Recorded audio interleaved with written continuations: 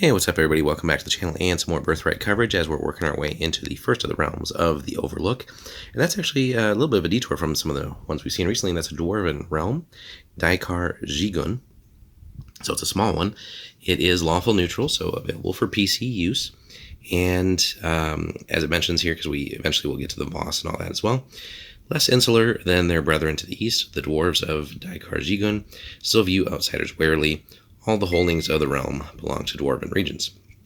It's only a 2-province realm, so you're not getting into a whole lot of crazy stuff as far as like managing a large, unwieldy realm, as we'll see with some of the other ones here. This is pretty simple, but fairly well settled as well. You have a level 5 and a level 4, and the law, temple, and guild situation, as is typical with a dwarf realm, is pretty simple and cut and dry. And then we'll get into the sources as well. Now, on the law side, King Colin Pickbiter, if we wanted to run the existing regent, is a level 7 fighter, which is pretty good in the setting, although only a very smaller bloodline there of 16. But he rules the twin fortresses of the realm by virtue of being the leader of the largest clan under the mountains. Pickbiter defers most decisions to his council of clan advisors, but has the ability to impose his will over the others when he deems it necessary. On the temple side, Bright Ember's Darkness is a temple to the dwarven god Moradin. Morithos Everdark, pretty cool name there, is a level 8 priest, again very solid. This guy has a very good bloodline too of 38. Leads the church and supports dwarven isolationism. So there's a potential source of conflict there, as we see with some of these non-human realms. So on the one side, they want to isolate, but it is kind of helpful and necessary to have allies, of course, which means contact with the outside realms and having, trade relations, right? Because there certainly aren't that many dwarven realms in the setting, at least not close together either. On the guild side, Doran Utterlund is a level 6 thief, a neutral good one, incidentally, but with a okay bloodline of 20. But he runs the small but profitable Deep Steel Miners Guild. They control all organized trade in the kingdom and trade with other realms. So again, as far as all the other types of holdings go, it's pretty much aligned with the purpose of the political realm, so you don't really have that much internal conflict. Finally, though, the Gravis Mule wizard Kellyan Llewellyn, just a level 5 wizard, but still actually kind of decent in the setting. Again, very small bloodline though, 16. Controls the only source holding in the realm. She has a ley line extended into Zhigun as well. So we have that. Now, if you're getting into the realm, you got a very good set of regency generated, accumulated here, 3744 again. And some of that even comes from Gravis Mule. So you got plenty of points to spend on running your realm here and doing essentially whatever you want to do as far as upgrades, ruling, etc., projects that you want to get into. And a super healthy treasury of 46 gold bars, especially for such a teeny tiny realm. That money's going to go really far. You have a decent little army as well. So, and a cool thing here, all the holdings in the realm are fortified. So that's a nice little built-in bonus. You don't even have to waste time with actions as far as running the realm to do that.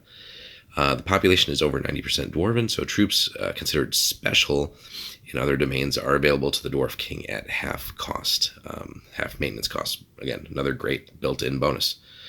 You have 3 Daikhar Doom Warden, which are basically dwarf guards, 2 Zhigar Grey Bolts, crossbow units, and then 2 infantry units, basically dwarven units equal to human infantry. So basically just more like regular citizen type dwarves that get put into military service in times of war. Speaking of which, he can then immediately in times of war raise 2 more units of infantry without paying for the first domain turn, since basically every dwarf is trained in just basic fighting skills. So really potent there, but again with the Regency and Treasury, certainly you have plenty of room to support a slightly larger army if expansionism was a goal of yours. Now, the Regent, again, King Colin Pickbiter, is a dark-haired, dark-mooded dwarf of ancient heritage. He can trace his lineage back centuries before humans came to Cerealia, and sometimes he dwells on those days, especially when he thinks about the gouging traders of Gravismu. He leads the Pickbiter clan, which accounts for nearly 30% of the dwarves in the Twin Fortresses. So, yeah, so basically the biggest family kind of running the show. By Twin Fortress law, the leader of the second largest clan, currently the Stonebreakers, becomes Everdark of Moradin and the king's first advisor and lieutenant. This makes Morthos not only the high priest of the realm, but also one of your lieutenants, so good stuff there. Doran Utterland also serves as his lord's, or her lord's, lieutenant, though she seldom agrees with Everdark on any council. So you don't really have necessarily internal strife or discord, but obviously you have like two different advisors of yours that kind of butt heads, but that's good to get different perspectives and keeps them from necessarily conspiring with each other as well, just in case. Other important NPCs, so again, Morthos, Everdark, and Doran are the most important people in the land, with the exception of the king. Morthos wields considerable influence in the council. He pledged the priesthood of Bright's Ember's Darkness to the services of Pickbiter when he took control of the holdings. So basically you have another very solid ally as far as running the realm is concerned and steering the faith of the people. Still, Morthos has his own mind. He favors shutting the realm off completely from the outside world, much like Baruch Ajik in Far Off Anawir has. Colin, however, still remembers alliances with the Brecht kings of old and hopes they can reassert themselves someday. Again, it's that wonderful conflict between, we really just want to stick to ourselves and not deal with anybody else, but again, it's nice to have allies, it's nice to have access to trade and more coin. So that would be one of the challenges for the regent. Alright, moving on. Doran Utterland cares nothing for alliances. She grasps at more profitable trade. Still a young dwarf, she's just over 100 years old. She spent much of her adolescence adventuring in the Brecht lands. She knows how valuable Dwarven smithwork is to the outside world, and she sees her guild someday dominating Overlook trade. As a means to this end, she encourages dwarves of the smaller clans to staff her outdoor pine-hewing guilds and her shallow coal mines along the Knoll Fell Ridge. Doran hopes that some of these dwarves will gain a taste for outdoor life and wandering, and that they will infect some of their kin. So, contrast that again with the priest who wants isolationism. Finally, moving on here, so Gus Ferroscorn, the level 4 priest of Yenogu's Dark Curse in the Knoll Fells, may not have a temple holding in Daikhar Zhigun, but he has significant impact on the realm. Knoll raiders venture over the Knoll Fell Ridge to the east of Daikhar Zhigun every spring and summer, hoping to catch dwarf lumberjacks and miners unawares. Again, great adventure hook there. Every year, this leads to a few minor skirmishes and a sortie through Hjorig. Gus actually hopes the dwarves, or Goose, actually, maybe on the pronunciation, but actually hopes the dwarves grow angry enough to join with him and send an army across neutral Hjorig. He looks forward to seeing the bandit Jarl of the Rear Kingdom deal with a group of angry dwarves. So you have that as well. Again, some good outside adventuring hooks there. Whether you're, again, just actually running adventures in the realm, that's a great way to get in and maybe get on the good side of the dwarves. Or, again, just a great persistent problem that the DM can place in the player's way as far as the realm goes. Now, description-wise, evergreen forests cover the low hills and sloping mountains of the realm, then rise up to become the Knoll Fell Ridge. In winter, these lands look all but abandoned, but in the summer, groups of dwarves can be seen moving through the woods, digging coal and shale along the mountainsides. Long, low earthen huts dot the landscape, and wisps of gray smoke wind their way skyward. Small groups of dwarves patrol the land with surprising stealth. Outsiders should know to avoid the twin fortresses unless they have good reason. Both provinces hold underground dwarven cities. Of old, it is said that Zhigun was the larger and deeper, but the Battle of Mount Deismar so shook the land that all but the shallowest halls were destroyed. Even today, dwarf miners of Zhigun still unearth ancient bones and relics from that long ago time. Daikhar is the capital province where King Pickbiter holds court. Most of the clan lives there too, and some of the younger clans.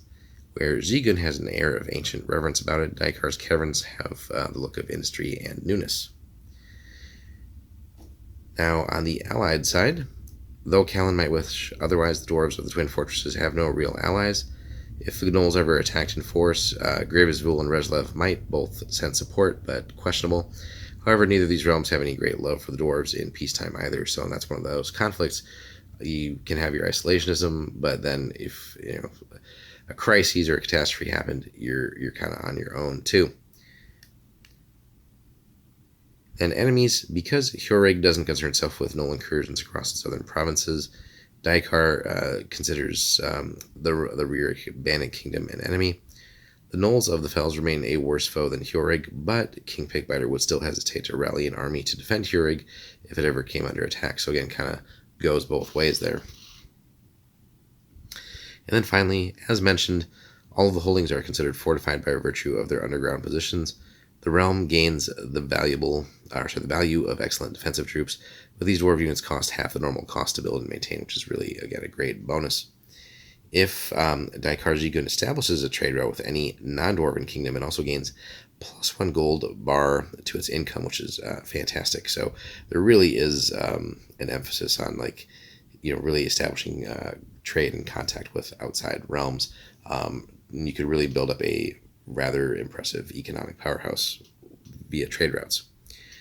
The dwarves of the Twin Fortresses can trade with any other province, regardless of terrain type, since they sell manufactured goods of superior quality. So there you have it. So it's another dwarf realm. We haven't had many, of course, but it is an interesting one nonetheless, and a little bit different than going all the way back to like Baruka Zeke. Definitely some unique challenges here, and again, very tiny, but also very formidable. Lots of potential here. Let us know in the comments, guys, if you've adventured in and around Daikhar Zhigun or played it as a realm and how that's gone in your campaigns. Be sure to like, comment, and subscribe. And if you want to see videos like this and other exclusives for Birthright and other D&D settings, head over to our Patreon and throw us a support there. Greatly appreciated. And we'll see you in the next one.